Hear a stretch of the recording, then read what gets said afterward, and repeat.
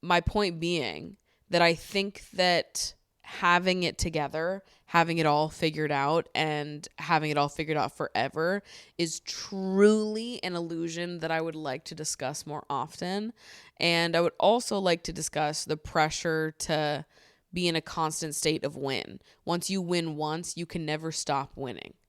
Once you have one great thing happen to you, you can never let people see you on your off moments ever again. Bam. How's that for pressure? Dude, where are you? Pick up your phone. I'm going to a summer party tonight, and you're obviously invited, so call me back. Okay, love you. Bye.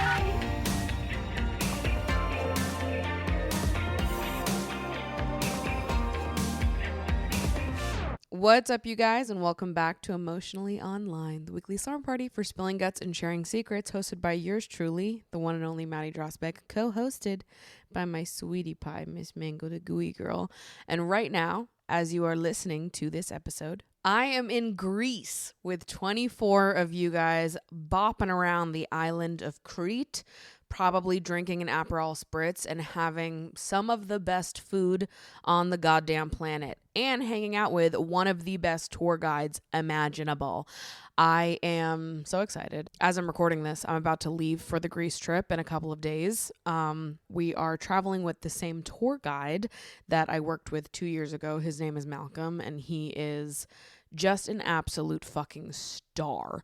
Like, when you go on a trip to somewhere new and you're like, God, I wish that I had someone that lives in this place that just knows it like the back of their hand, can take me to all the best spots, and is just an utter joy to be with. That's Malcolm. He is, seriously, I'm not fucking kidding, the best person for the job that he has. And I love him so much. I'm so excited to get to see him. So excited to get to meet all of you guys. Ashley and Mika are going to be there, so I get to spend some time with them too. We've got a bunch of recurring travelers coming, so I get to reunite with some of you guys that were on the Italy trip, the Greece trip, the Spain trip from years past. It's just so exciting and so wonderful, and I could not be more excited. So obviously, since I'm running around Greece at the time you're listening to this, I did not have time to record a new episode for the podcast, but I didn't want to leave you guys empty-handed. So what you're about to hear is actually an episode of the Patreon exclusive after show that aired a couple months ago. So if you like what you hear in this episode, there are plenty more episodes just like this over on the Patreon. And there's actually going to be a new Patreon exclusive after show going live today regardless. So patrons, your exclusive content is still going to be there. Non-patrons, here's an episode from a couple months ago that will feel like brand new to you because you've never heard it before. So anyways, thank you guys so much for supporting me, the podcast, the Patreon, and allowing me to host these incredible group trips that are so much fun. So I hope you guys enjoy this exclusive episode, and I will be back at it with a fresh, newly recorded podcast episode for you guys next week. I had this conversation with a friend recently, but something I've been thinking about a lot lately is like the illusion of having it all together, and how often we are sold this dream of like, we will reach a point in our lives where we have our shit together, we have it all together, and we will remain that way forever. Bewildered is so cute. Can you see him in the mirror? He's like, he has his head leaned off the cat tree and he was just looking at me. What a cutie. And then Mango's asleep over here. God, I love them.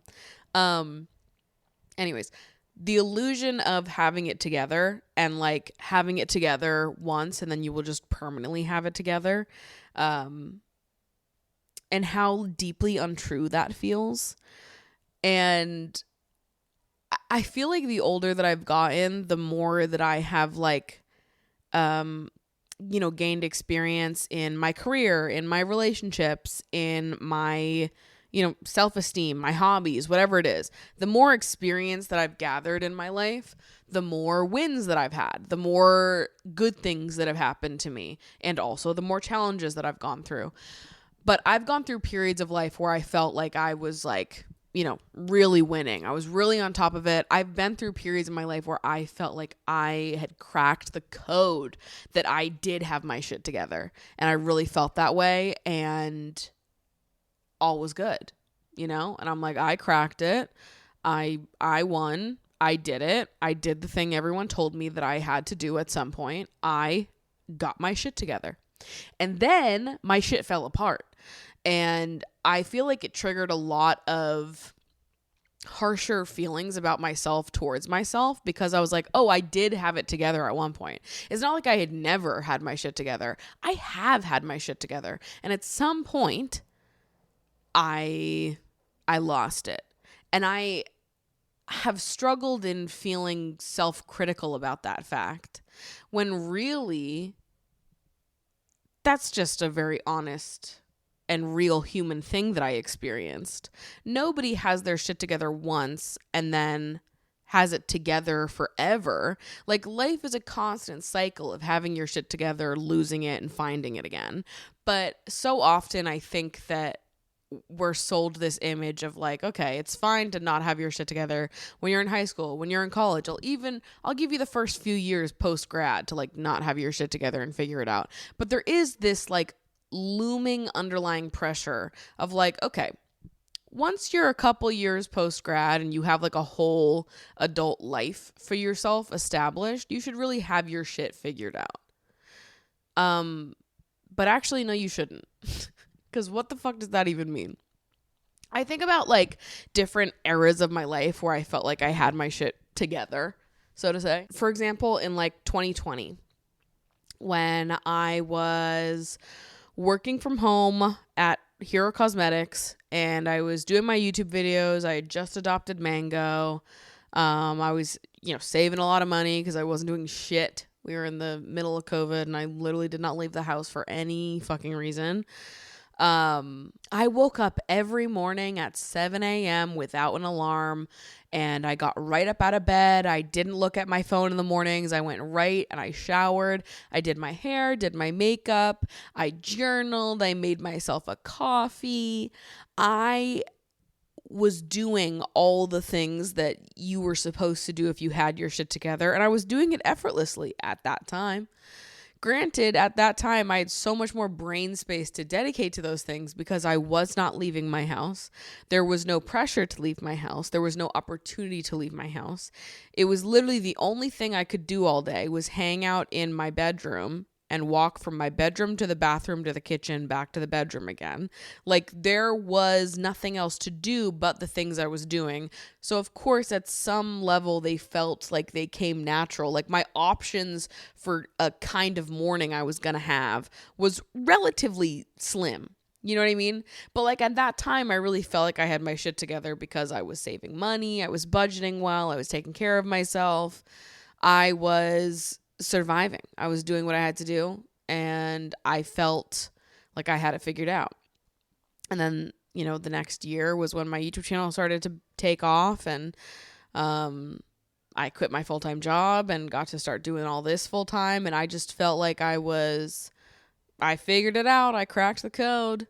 And then obviously when I started doing content full-time and working for myself, my life really changed in a major way for the better in so many ways. But it's a really emotional shift, going from having a salary where what you make is predetermined to working for yourself and having to, make it all happen for you, which I consistently did. And I'm very proud of myself for that. And I continue to. But there was a big emotional shift in starting to do this as a career. Obviously that's a lot of pressure to be put on yourself to like really figure it out, make it work every single month. And I have no benefits from this job, and everything is so fucking expensive. Health insurance is so fucking expensive. Like there was a lot of like tough parts of making that transition from having like a stable, salaried position to then not. And it's one that I feel like I weathered the storms of well, but that was a storm. That was something that I had to figure out, and that was something that sort of knocked me a little bit and made me feel like I didn't have my shit together. It was just a big emotional shift, and also like there's so much more riding on it now. I'm more like fixated on other people's reactions to me and opinions of me because this is my full-time job. And it, like, at some level, I have to care what they're saying about me and what they think about me. It was a big emotional shift that I think took me out of a lot of the routines that I had been in previously because my emotional state was strained, if you will. And also, I think creatively, this has happened to me, different timelines here, but you know, there's been times in my life where I've felt really inspired and really creative. And then there's been other times where I felt like, what the fuck do I have to say? What the fuck am I going to make? I have literally no idea what I'm being called to make or what is inspiring me right now. Just feeling kind of lost. And I think it's hard to go through those periods of feeling lost after experiencing some of the highs. Like, to have a bunch of lows happening before you've ever experienced a high is one thing. But once you've experienced a high, to go back to experiencing a low and have the perseverance to continue pushing yourself to see the highs again is actually quite difficult. Which I think this is why all of the brilliant and gifted kids, what the fuck it's called? Brilliant and gifted is not it. Something and gifted. I don't know. Fine. Brilliant and gifted. The brilliant and gifted kids have a hard time when they get older because they feel like they got all this praise when they were a kid for being so extraordinary and gifted, and they achieved this win, and then they sort of lose that praise and they go back to being a fucking normal person the older that they get, and they feel like they're losing because they had this huge win when they were little and everyone told them that they were fucking brilliant. They get a little older, they're not doing anything special, they feel like they're losing. The courage and perseverance it takes to push through that, to find your next opportunity to win and like see yourself in the light is really hard. And I feel like we don't talk about that part of it enough because it is at some level difficult to acknowledge that you are feeling a low or experiencing a low. And also it's so subjective about what that means, right? Like, well, how do we quantify what it means to be winning versus losing? What counts as that? Are we just talking monetarily?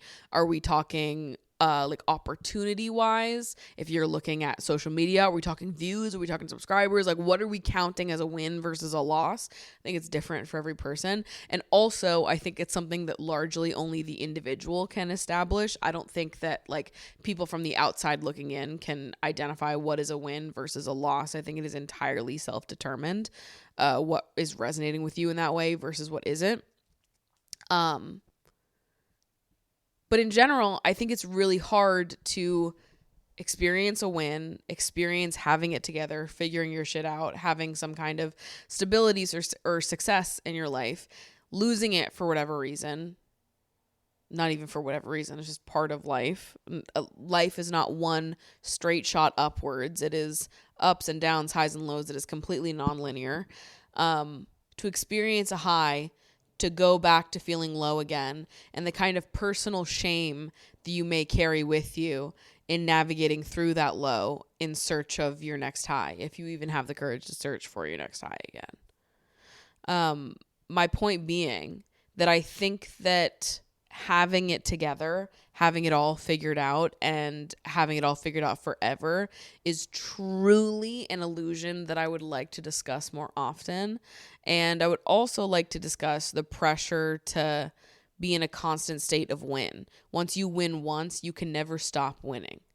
Once you have one great thing happen to you, you can never, let people see you on your off moments ever again. Bam. How's that for pressure?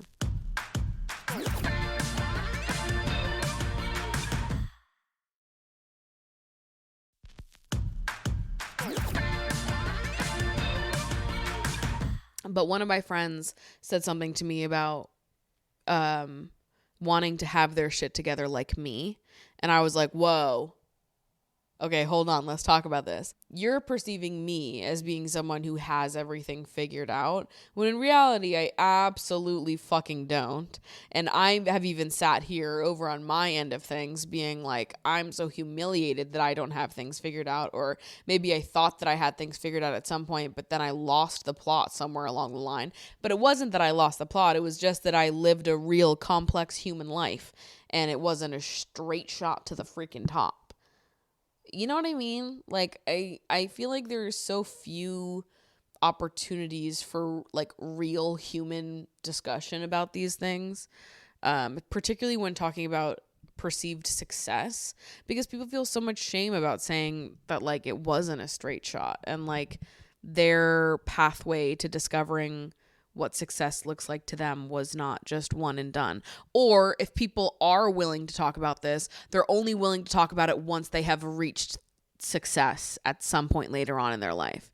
You know what I mean? You always see people that are successful being like, yeah, it was a winding road. It was, huge wins and huge losses, but here we are now. But what about the people that are in the middle of the loss? Can we talk to them? I'd like to talk to them. I think so often people don't want to talk about like their perceived ideas of success or failure, because if they share that with other people, then they're letting people perceive them as being a success or a failure. Because like I said, I feel like a lot of it is very internal. You decide what counts as success versus failure. And if you share that with other people, then other people get to judge you in the same way you're judging yourself. And that is quite vulnerable, Sometimes that's how I feel about a lot of things on the internet that I talk about. Like, I'll talk about very vulnerable things that are impacting my self-esteem, things I'm grappling with in therapy, and I'll get to the end of the conversation and I'm like, I really just gave somebody out there who doesn't like me all the ammo they needed to hurt my fucking feelings. Sometimes I finish sharing something and I'm like, with the right audience, this is awesome. I love sharing.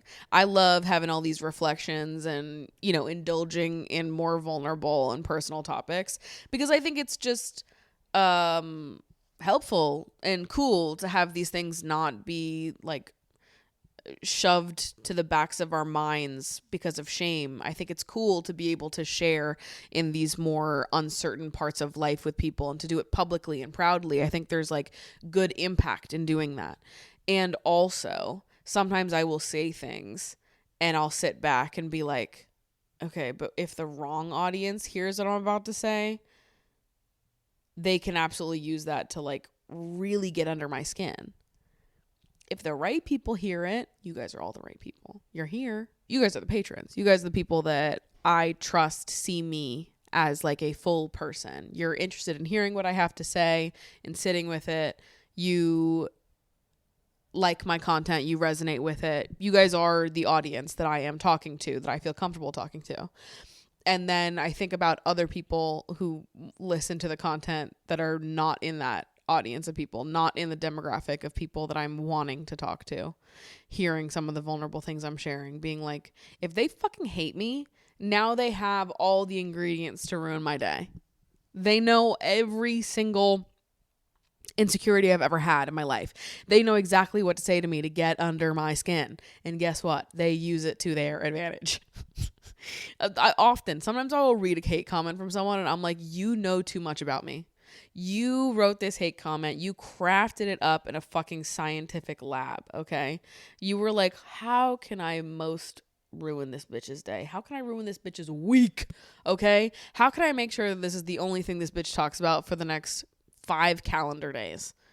All right? Like, some people, I read the comments and I'm like, you did your research, you motherfucker. You researched how to best get under my skin, you fucking asshole. So in that way, I understand why people wouldn't want to share their reflections on the lows while they are still in the low.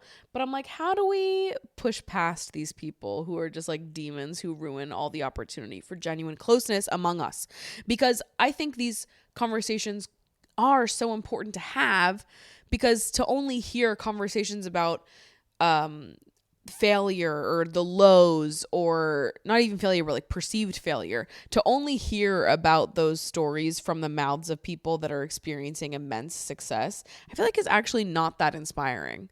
I get that some people might be inspired by that and be like, oh, but they pushed through it and they still ended up successful in the end. But that's not really that inspiring to me. I think what is more inspiring to me is to see someone who's going fucking through it, who perceives themselves as experiencing some kind of failure or low, and is still 10 toes down, committed to leaning into courage and chasing after whatever it is that they want, or working towards, being able to see a win again.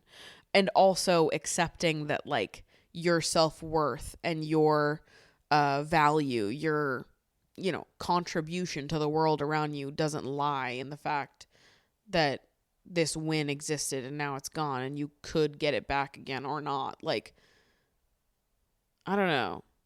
I'm saying a lot of words. Are we understanding what I'm saying? I was talking to my therapist about this because obviously you guys know recently I've just been so inspired by my younger self, and I feel like I've been taking so many pages out of her book and just like looking at the person I used to be and the courage that I had when I was younger, that I didn't even realize was so courageous until now. But like, when I look at my journey online as a creator and seeing how there have been seasons of my online life where things were really low, and I've also had seasons where things were really high, and now I'm somewhere in the middle of those two seasons. But even looking at my time online, like there has been high highs and low lows, and I'm kind of in a very neutral in the middle period right now, which is fine. But sometimes that stresses me out too and starts to feel like a failure in and of itself, because I'm like, okay, well, this definitely isn't one of the highs and it's not one of the lows either, but it's like right in the middle. So I'm like, the tides could turn at any given moment. Like, are we going up? Are we going down? What's happening? But I often will look back at like before my channel blew up in 2021, before I had those handful of videos all get traction back to back to back to back to back, I had been losing subscribers for 3 years. Every day I logged on and saw anywhere from 2 to 10 people had unsubscribed to me. I'm not kidding. Every single day for 3 years. I did not gain subscribers. I only lost. Every time I opened up YouTube Studio, it was in the negatives. Negative, negative, negative. Done. Dunzo. Get out of here. And I was really bothered by it at that time. I was really bothered by it. I was so frustrated. But the point is that I never stopped. I never gave up. I always had the courage to persevere. And thank God I did, because at year 11, after 11 years of making videos, my channel, hit a sweet spot. And I was able to grow my channel to the point where I'm able to do it as a career and have been since that point, which is fucking incredible, right? But that year that everything skyrocketed up, it's not like everything has maintained since that point, because I've changed.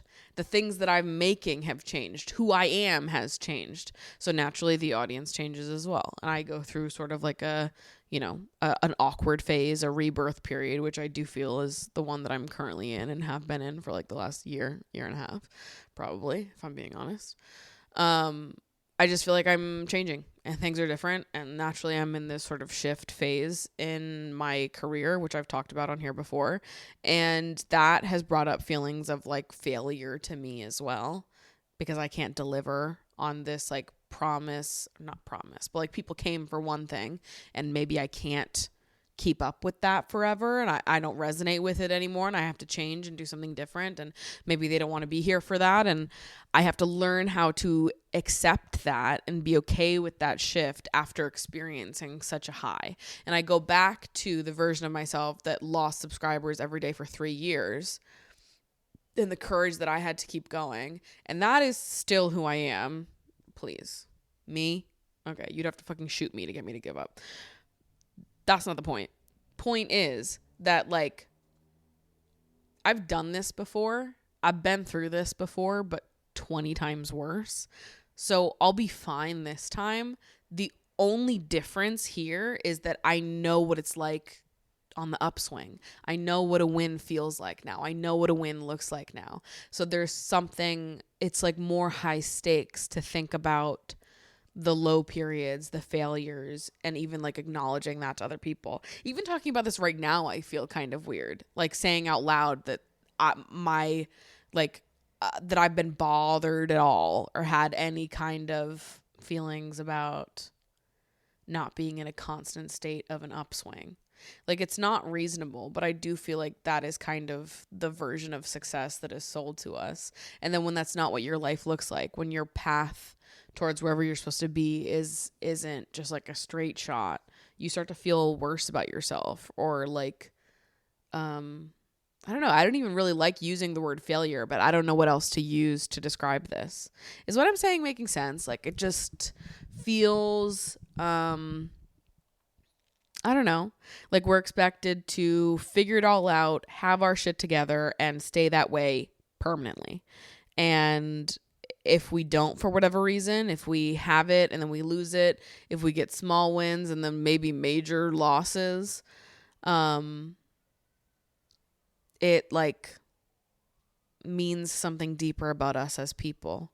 And that's not something I resonate with, but it is something that feels like that's the story that's told past a certain age, past, the point where you're allowed to fuck up and not know any of the answers. I'm 28 now. I still don't necessarily think that I should be expected to know all the answers, but I'm old enough that there's no like obvious association. Like, oh, I'm in high school, I don't know what the fuck I'm talking about. Oh, I'm in college, I don't know. Oh, I just graduated college, I'm still figuring it out. I just entered the adult world, what the fuck? And then you're like 28. I'm like, I graduated college 6 years ago and I still don't know what the fuck is going on. Sorry, I don't. So, I don't know. That's been something I've been thinking about a lot. I wish that we could talk more openly about this stuff without all the shame popping up. But I think that some people are just bad vibes and they would ruin this conversation if it was had in any kind of larger scale, which is a shame because I think there's a lot of interesting things that could be said here and about this.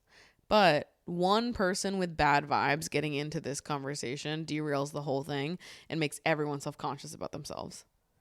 Do you know what I mean? So then it's like we keep this shit locked down and we don't talk about it until we reach a level of success that we can talk about it because, see, I ended up doing incredible things after I experienced this rough moment. See, I'm past it now. I'm over it. Why can't we talk about it in the middle when it's happening in real time? Because some people will take advantage of it and use it against you to make you feel like shit, which is the worst. The worst.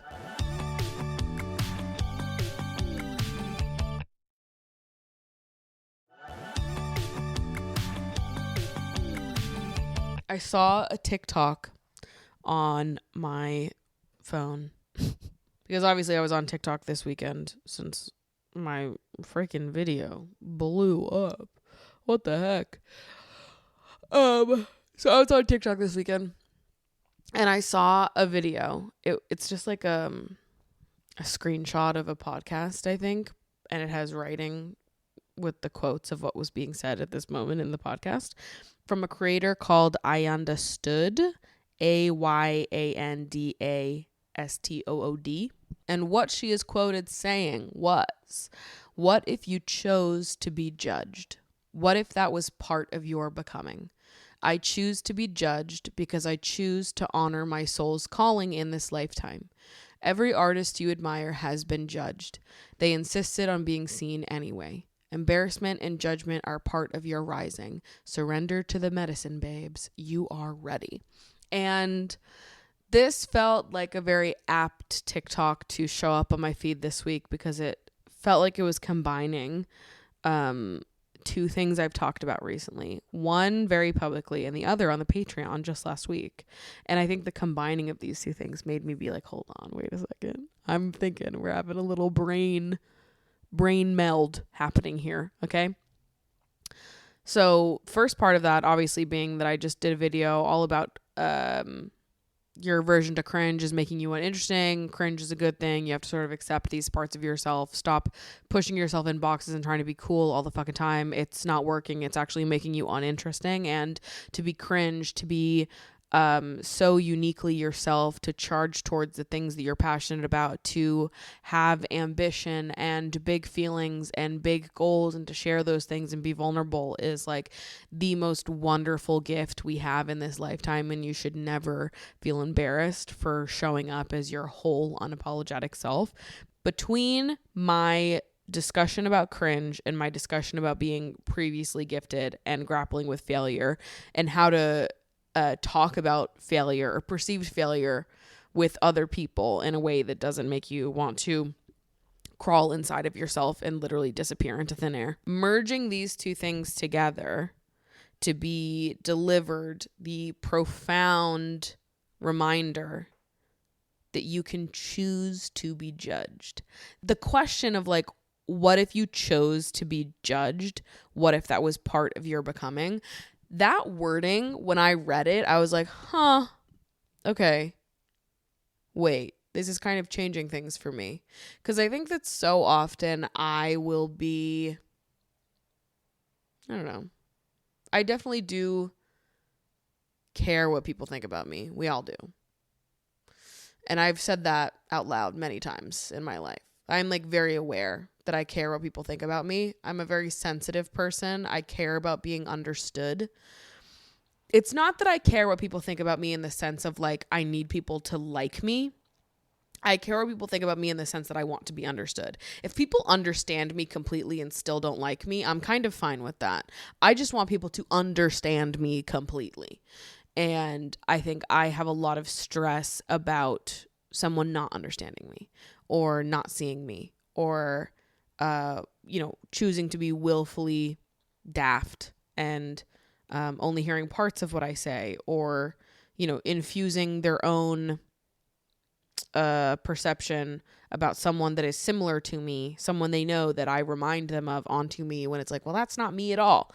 And just sort of assigning things that don't feel truthful to me onto me. This is a part of life. That's something that I just have to accept. There's never going to be a point of time in my life where I am completely and totally understood and everyone just gets me so perfectly and no one ever gets me wrong. That is a part of life that I am continuously trying to accept. But I think that sometimes I will even feel like, for example, my recent video that I posted called I've Never Been Somebody's Girlfriend. I was really excited about that video, and it is one of my favorite videos that I've made in a long time, and it felt really honest and very well spoken. I feel like if people really listened to that whole video, they probably would understand me, but of course, there are many people that will not watch that whole video, will not listen to that whole video, will only take a portion of what I say and then make a conclusion or assumption about me based on that one portion, even though they really should listen to the whole thing to totally understand what I was trying to say. Anyways, posting that video was nerve-wracking in a way because I was nervous about what people's perception of me was going to be or what their judgment of me was going to be. And I think I often feel that way with some of the things I post, depending on how like truly intimate they are to me, how close to my heart it is. I think that video is a subject matter that like I can be sensitive about depending on what people say. And even like, don't even bother looking at the comments in that video. I try to delete most of the nasty ones if I see it, but I also try not to see it.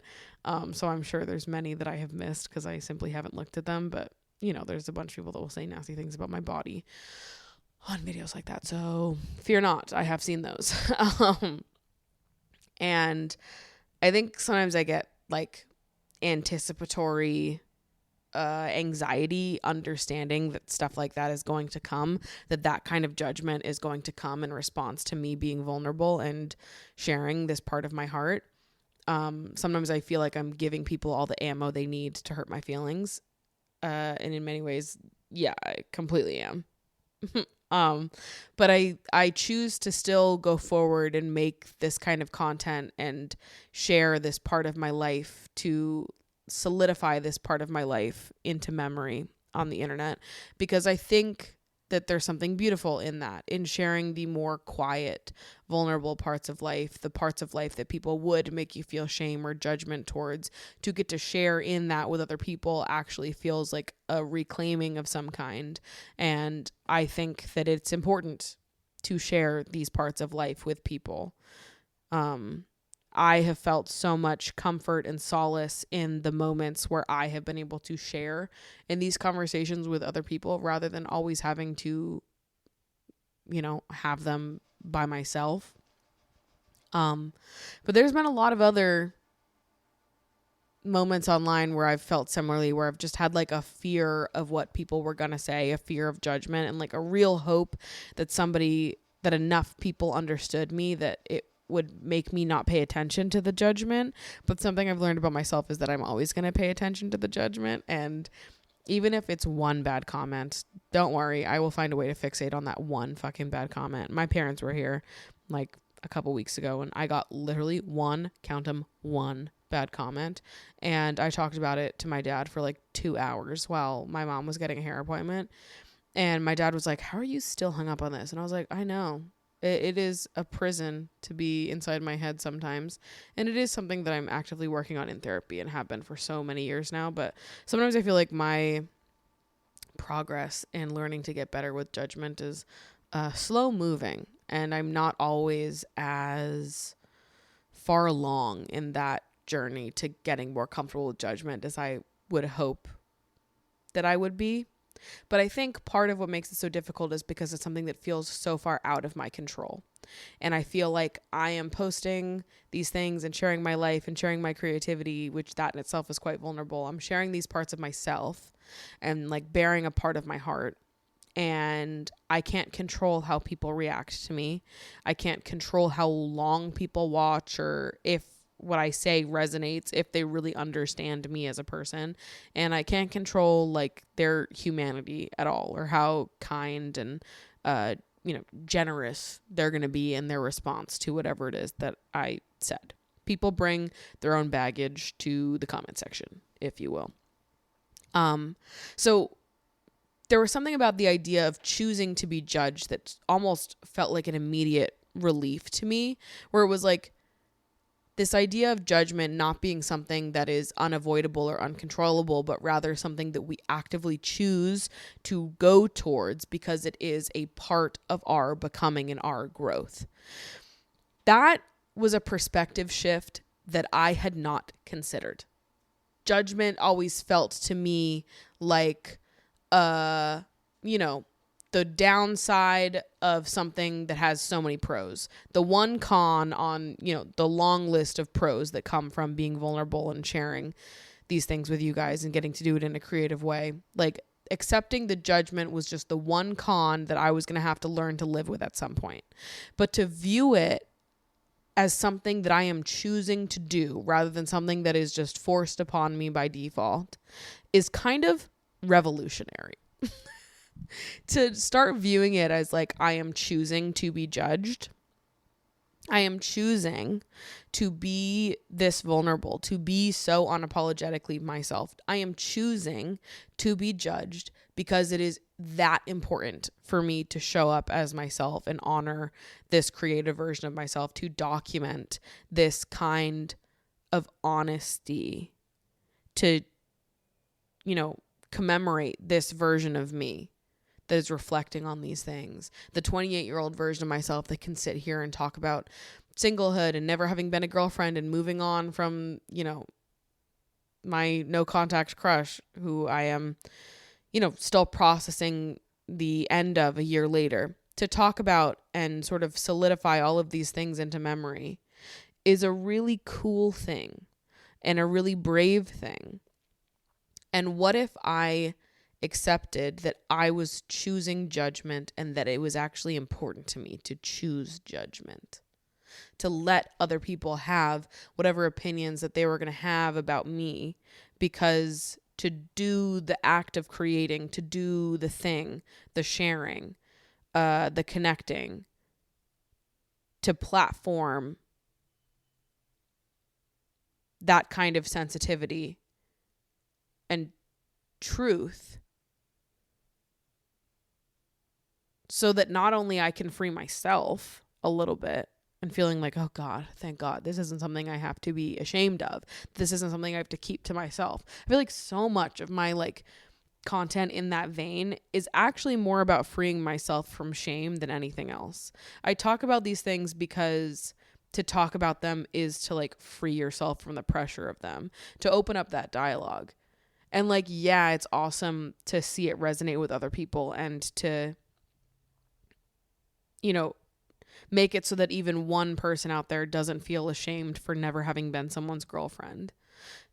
That's a plus as well. But it's also about freeing myself from that shame. Like, I am right there in that too. And to share this story about having felt shame and slowly not feeling that shame anymore. By doing that, I'm pushing myself further along on the anti-shame train and maybe passing that off to someone else in the process. Yes, I will be judged by other people, but it's important for me to experience that as well. And yes, I could see it as like, okay, well, I just have to accept this judgment. This is like the bad part that comes with all the good. But there's something about framing it as it's something that I am actively choosing. I'm choosing to accept your judgment because it is that important to me to honor my own calling to unpack this shame, to share in unpacking this shame with other people. It is that important to me that I choose to be judged by you. That's kind of so profound. Like, so profound. Every artist you admire has been judged. They insisted on being seen anyway. Embarrassment and judgment are part of your rising. Surrender to the medicine. There's just something really liberating in the idea that I could be choosing judgment, that I have been choosing judgment all along, and I didn't even know it. Is what I'm saying making sense? I just feel like when I saw that TikTok, I was like, whoa, that's a game changer in terms of reframes when it comes to like grappling with and accepting judgment from other people and people being wrong about you. Like, I famously struggle with people being wrong about me. I read a comment of someone saying something so unbelievably wrong about me, and I really struggle with like holding myself back from correcting them. And I've gotten better at it. Okay. I've gotten much better at it. I used to be very impulsive with my responses to people who get me so wrong. And I would argue with people about me. And at one point, I think I just kind of stopped doing that. And I'm like, if it's really bothering me, I will just fucking delete the comment. But a lot of the times now, I just let it rock. Go ahead. Type your comment. Be wrong about me loudly and publicly. That's fine. And I try to just let it go and let people have their opinions about me. But for so long, I found it so hard not to try to correct people and fight with them about me. But then I reached a point where I'm like, what are you doing? Were you fighting with people about yourself? Like, obviously, I'm fucking right. I spend every day with myself. I spend every day of my fucking life with me. Okay?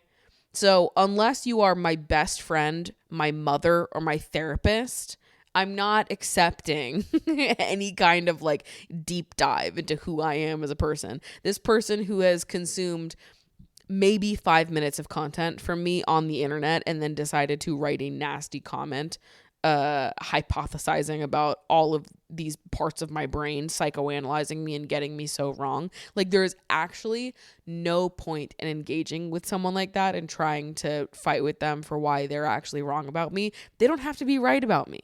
I don't care about them being right about me. I do not fucking know them. I do not fucking know them. This random stranger on the internet being right about me actually is so inconsequential.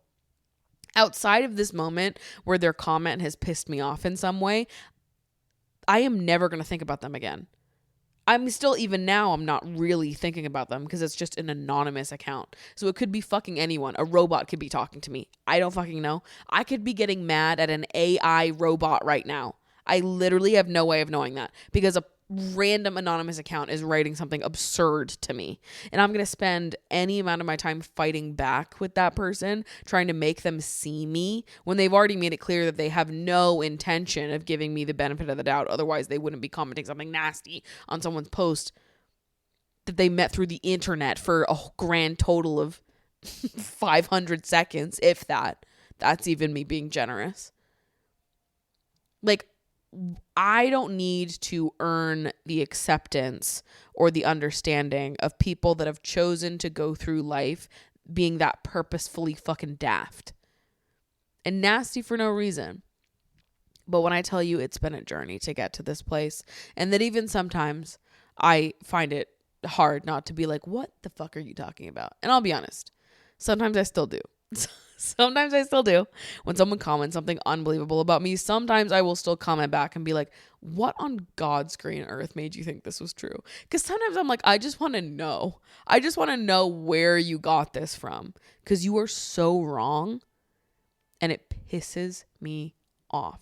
But sometimes, and this is like a separate thing, but I guess it connects to why this feels like a profound like fear to me. But sometimes I think my like fixation on being understood, I get scared that like someone might meet me in real life and then go home and watch a ton of my videos, watch a bunch of my content, and learn so much about me through the internet that it then robs me the experience of getting to teach someone about me and be understood in real life. Sometimes I worry that like if I go on a date with someone and then they consume a bunch of my content online, which is only natural, I get it. But there's some part of me that sometimes is like, am I being robbed of some understanding if someone is consuming this much of me virtually? Even if they're understanding me when they watch the content. Sometimes it's hard for me to be like, I don't know. And then I enter this space where I'm like, do I actually want any of my friends or family to watch my videos? Sometimes I'm like, actually don't watch them. Not because I don't want them to, but because I'm like, I would rather just have this conversation with you in person. Does that make sense? I don't know. It's like a weird part of being online, I guess. And like having people meet me when so much of my life has been chronicled on the internet. It's interesting, I guess, meeting new people and seeing how their understanding of me, my experience of their understanding of me shifts.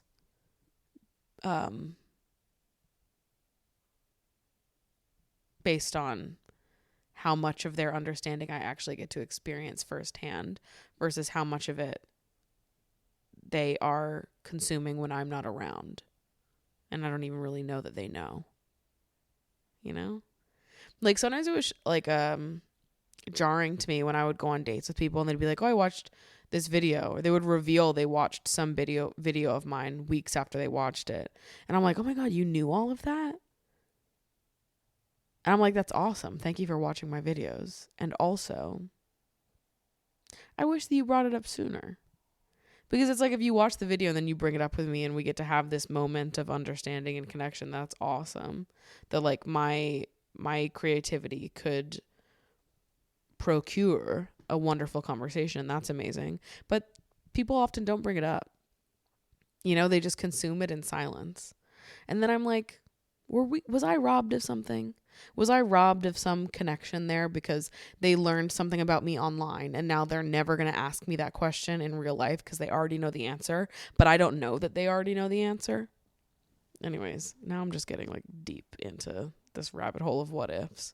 But that actually does happen when I meet new people and they watch my videos and then, yeah, I'm robbed of some kind of in-person interaction, connection, which is why now I don't tell people about my videos when I first meet them in like a romantic dating context.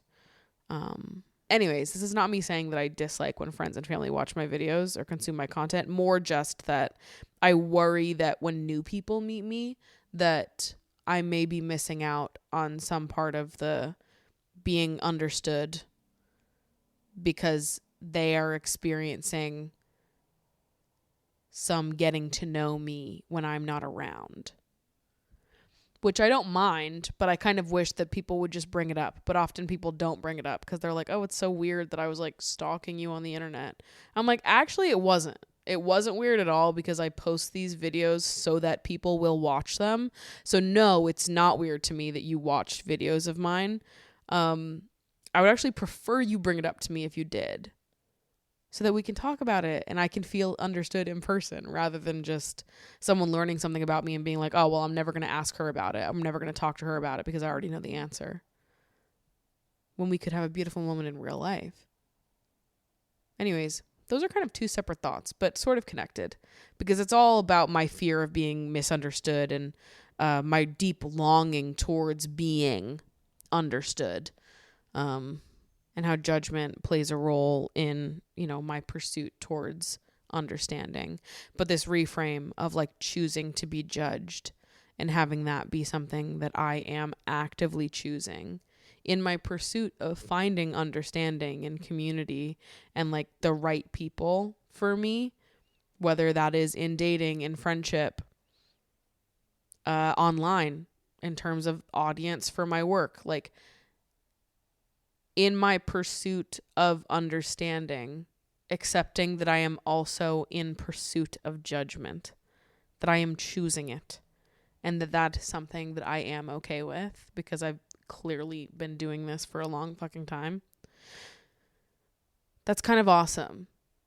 That it's like, not only is it this reframe of what if you choose to be judged, but like I have been choosing to be judged and I didn't even realize that I was. And that in itself is courageous and worth acknowledging. I don't know. Is what I'm saying making sense? I feel like I'm just rambling on and on. So anywho's, if you are struggling with the fear of being judged or a fear of being misunderstood, know that I am right there with you, whatever the context may be, regardless of if yours is exactly the same as mine or not. It is tough to accept judgment and, I don't know, maybe the reframe of choosing to be judged and taking back some of that power could be helpful. There's something about judgment being something out of your control or something you're powerless to that doesn't feel so great. But when you reframe it as being like, no, I'm choosing this. This is in my control and I choose judgment. I'm choosing to be judged. It like is immediately like a lift off my shoulders. I can't even explain it. We're reaching that time of year where the sun starts to come in around this time and it hits my disco ball, which doesn't happen year round, but this time of year it does. I don't think you can really see it on camera right now, but the disco ball stuff is starting to come around the apartment. That's like the best part of spring and summer to me, is having the disco ball show around the apartment as the sun is going down from like 5 to 8 o'clock. It is literally the best. Look at this girl. I love you. I love you, honey bunches. All right. It's time for me to cook myself some dinner and go watch RuPaul's Drag Race. So thanks for hanging out with me, listening to my ramblings and musings. Who knows if they made sense or not, but hopefully it made sense to at least one of you. So I love you guys so much. Thank you for being here. Thank you for being members of the Patreon, and I will see you in the Discord.